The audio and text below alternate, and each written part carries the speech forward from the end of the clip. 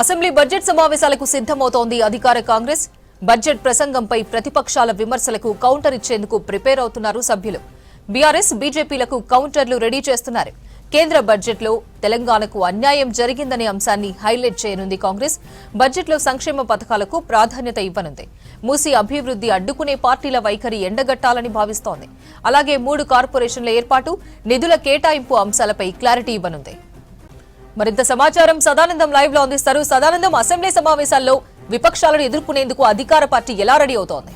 రేపటి నుంచి ప్రారంభం కానున్నటువంటి అసెంబ్లీ బడ్జెట్ సమావేశాలకు అధికార కాంగ్రెస్ పార్టీ రెడీ అవుతుంది. సో ముఖ్యంగా ఈసారి ఈ బడ్జెట్ సమావేశాల్లో ఈ బడ్జెట్లో ముఖ్యంగా సంక్షేమ పథకాలకు ఎక్కువ నిధులు కేటాయించి దాన్ని ప్రజల్లోకి తీసుకెళ్లాలని చూస్తుంది కాంగ్రెస్ పార్టీ. సో అదే అంశం పైన మొదటగా ఈ సభలో చర్చించే అవకాశం ఉంది. ఇక అది కాకుండా ఇప్పటి వరకు చేపట్టినటువంటి సంక్షేమ పథకాలు కానీ, 6 గ్యారంటీల అమలుకు కానీ ఈ అన్ని అంశాలన్నింటినీ తీసే అవకాశం ఉంది. ఇక మరోవైపు ఇటు విపక్షాలైనటువంటి బీజేపీ, బీఆర్ఎస్ ఇవి రెండు ఇచ్చే విమర్శలకు స్ట్రాంగ్గా కౌంటర్ ఇచ్చేందుకు కాంగ్రెస్ పార్టీ అయితే రెడీ అవుతుంది. ఎందుకంటే ముఖ్యంగా ప్రస్తుతం నడుస్తుందంట మూసీ ప్రక్షాళన, మూసీ ప్రాజెక్టు పైన నడుస్తుంది. సో దీనిపైన బీఆర్ఎస్ సభలో ఈ అంశాన్ని లేవనెత్తే అవకాశం ఉంది. కాబట్టి దీనిపైన ఒక క్లారిటీ ఇచ్చేందుకైతే ఇటు అధికార కాంగ్రెస్ పార్టీ రెడీ అవుతుంది. ఇప్పటికే ఈ నెల 13 తారీఖున సీఎం రేవంత్ రెడ్డి అటు అధికారులు ఇచ్చిన పవర్ పాయింట్ ప్రజెంటేషన్ పూర్తిగా అన్ని పార్టీలను ఆహ్వానించారు. దానిలో క్లియర్గా ఎక్స్ప్లెయిన్ చేశారు. సో అక్కడ కూడా సీఎం రేవంత్ రెడ్డి క్లియర్గా ఆ విపక్షాలపైన కూడా అడిగారు. సో మీరు వద్దనుకుంటున్నారా, మూసీ ప్రక్షాళన చేయొద్దంటున్నారా, మూసీ డెవలప్ చేయొద్దంటున్నారా అంటూ కూడా అక్కడ క్లియర్గా అడిగారు.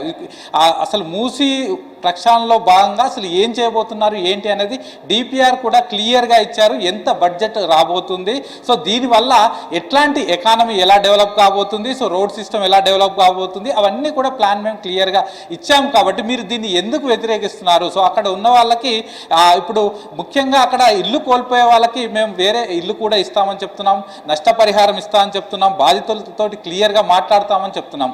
కానీ మీరు దీన్ని ఎందుకు వ్యతిరేకిస్తున్నారనే అంశాన్ని కాంగ్రెస్ పార్టీ అయితే స్ట్రాంగ్గా అసెంబ్లీలో చెప్పడానికి రెడీగా ఉంది.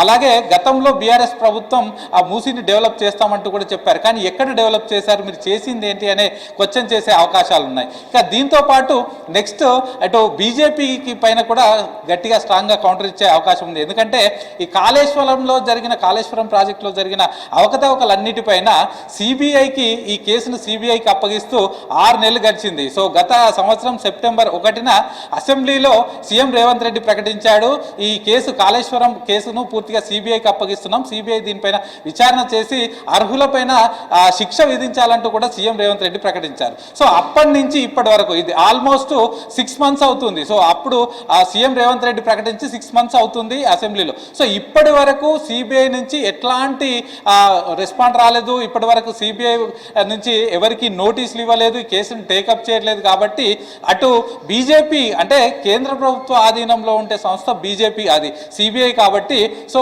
బీజేపీ, బీఆర్ఎస్ పైన ఎట్లాంటి చర్యలు తీసుకోవట్లేదు. ఆ రెండు ఒకటే కాబట్టి ఇటు వాళ్ళు ఎట్లాంటి చర్యలు తీసుకోవట్లేదు అంటూ కూడా అటు బీజేపీ కూడా పూర్తిగా స్ట్రాంగ్ కౌంటర్ ఇచ్చడానికి రెడీగా ఉంది. సో అలాగే ఇటు గిగ్ వర్కర్లకు సంబంధించి, విద్యా కమిషన్ ఇచ్చిన అంశాలకు సంబంధించి వీటన్నిటిపైన చర్చ చేయడానికి సిద్ధంగా ఉంది. అటు పూర్తిగా ఈ రెండు పార్టీలకు గట్టి స్ట్రాంగ్ కౌంటర్ ఇచ్చేందుకు అయితే కాంగ్రెస్ పార్టీ రెడీ అవుతుంది. అపర్ణ.